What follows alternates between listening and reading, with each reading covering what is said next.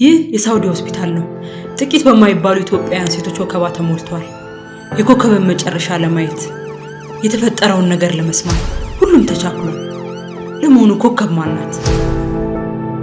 ኮከብ የሳውዲን ምድር እንደ እናት አባቷ ቤት ያለ ገደብ የምትፈነጭበት፣ ከአረብ እስከ ኢትዮጵያ ዜጎች የማታውቅበት ሰው የሌለበት፣ ምንም አይነት ችግር ውስጥ ብትገባ በብልሃቷና ሰው በማውቋ ብቻ ከብዙ ጉድ የምትወጣ ሴት ስለመሆኗ ብዙዎች ይመሰክሩላታል። ለድፍን 15 ዓመታት ሳውዲ ኖራለች። ዛሬ ግን ያቺ ኮከብን የሚያስንቅ ውበት ያላት ኮከብ ሆስፒታል ገብታለች።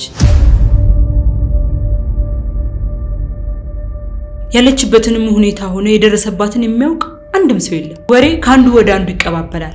ክትትል የሚያደርጉላት ዶክተሮች ማንም ቢያወራቸው መልስ የላቸውም። አንዲት ልትሞት እያጣጣረች ያለችን ነፍስ ለማዳን ከዚህ ወደዚያ ይራወጣሉ። ሆዷ በቢላ ተወጋግቶ ባዶ አስፋልት ላይ ነበር ወድቃ የተገኘችው።